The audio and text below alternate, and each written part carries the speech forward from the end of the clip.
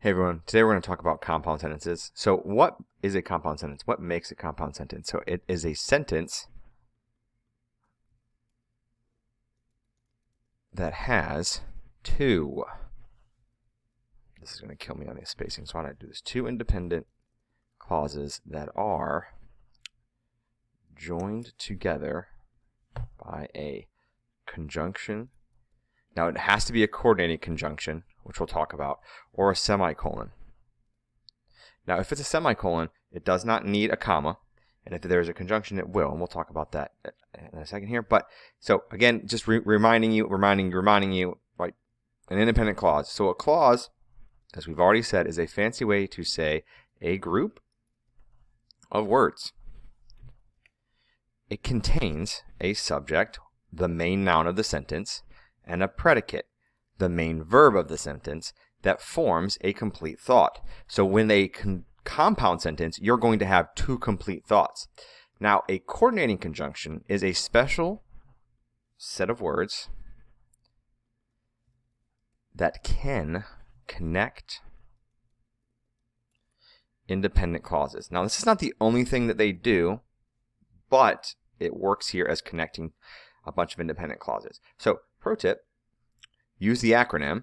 As you have learned, if you had me last year, and hopefully if you didn't have me last year, you've learned this acronym, fanboys, to help you remember these special words. And of course, maybe some of you can do fanboys without even seeing me go over it, but here it is. Here is fanboys. So we have for, and, nor, but, that's a bad but, or, yet and so. Now, fanboys, again, are coordinating conjunctions used to join independent clauses together.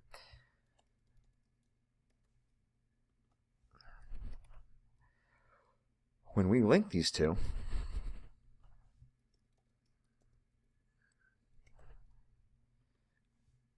with a conjunction, we have a compound sentence.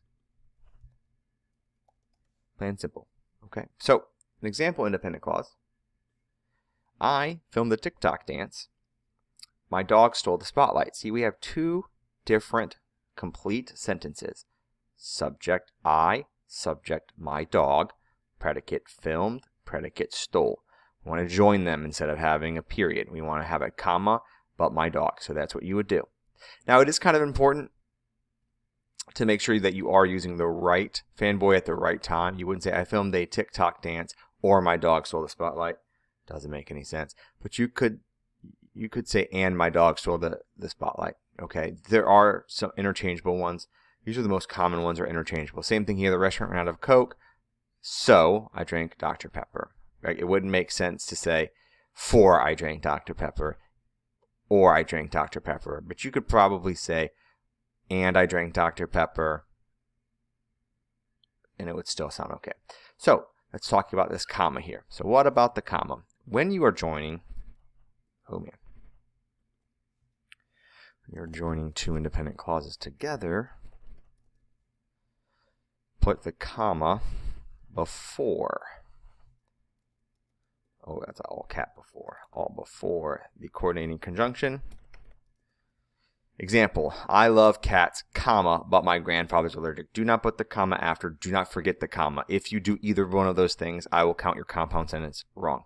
So here I want you to try to fix these and make them compound sentences. Use your fanboys and fix them, and then I will check them, and then you can continue going through your notes. So I'm going to skip the fix it now thing, because I think I have it actually fixed up here.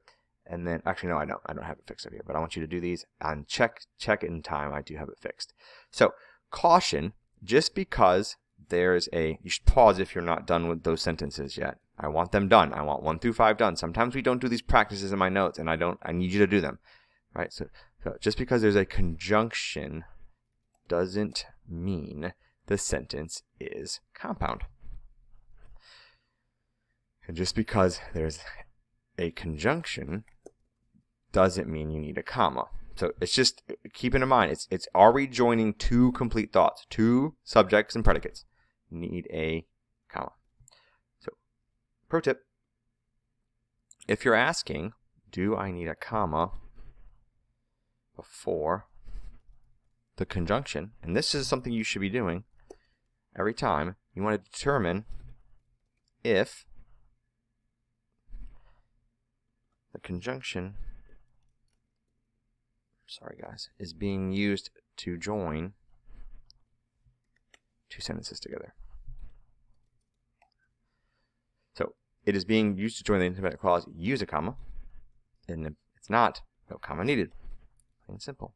Actually, no, I don't want to do it.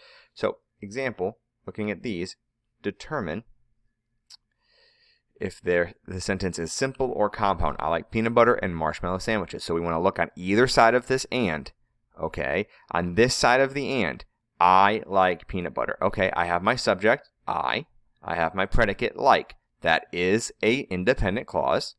So now on this side of the and, marshmallow sandwiches. Well, that could work as a subject on its own if I had a predicate over here, but I don't. So this is a no. I would not. This is not compound. This is a simple sentence, which we've learned about already. Second one. The bell rang and the students bolted to the lunchroom. Again, look on this side of the and. The bell rang. Okay, the bell rang. I have bell, my subject. I have rang, a predicate. Here's my coordinating conjunction. And on the other side, the students bolted to the lunchroom. I have the students and I have my predicate bolted. So we're good. That is a, that's not what I wanted to grab. I want to grab you. That is a compound sentence. Okay, the author used vivid imagery to describe the setting, and the reader could clearly visualize the scene. Now, a lot of you are going to say, well, that was a really long sentence. It must need it anyway. But let's look on either side of the and. So here, subject, author, predicate used. On this side of the and, subject, reader, predicate, could. Yep, it sure is. That is compound. We have both. And then last but not least, the scientists collected data and organized it in detailed charts. Okay, so we don't have a subject on this side of things. The scientists collected data. Scientist is our subject. Collected is our predicate. But if we come over here, what is organizing this? It's the scientist organizing it. We don't have a new subject. Therefore, this it is having something done to it. And it is an object, not a subject. This would fall into the simple sentence. So now you guys can try this on your own right here. And again, another practice. And then we're going to real quick end it all with talking about semicolons. So I'm not going to fix these for you. Again, same thing. I want yes or no. Are these compound or simple? And then we're going to talk about semicolons. Now, semicolons are a way to just completely skip using a coordinated conjunction. So another way to join to join in, I had to fix that, independent clauses. Another way to join independent clauses to make compound sentences. Now with this, it's super strong because it can join, why can't I see it? It can join join two independent clauses without a conjunction. For some reason, we don't have the example here, but the restaurant ran out of pizza, semicolon, we order tacos instead. So if you want to go down this route, it's essentially like putting a period in there. But instead of putting a period in there, you put a semicolon and you don't make the second letter capitalized. And so that way, it is simply a one complete sentence. And so the whole point of getting rid of our periods in between our sentences is to kind of give ourselves some sentence variety and to make it just nothing but simple sentences. So you could add the semicolon instead of having a period. I love semicolons. It's probably my favorite punctuation mark. You're gonna roll your eyes at me and be like, Mr. Black is favorite punctuation mark. But yeah, I absolutely love using them, and I love when people use them correctly. So I will never deter you from using semicolons if you want. Now that you have finished the notes, what I need you to now move into is I need you to move into the practice. I will hand you the practice. I will then grade the practice. So you got to turn the practice into me to be graded. And make sure that these notes, if they have not already been glued in, are glued into your notebook. As always, thank you all for watching, and please let me know if you have any questions. Okay, bye everybody.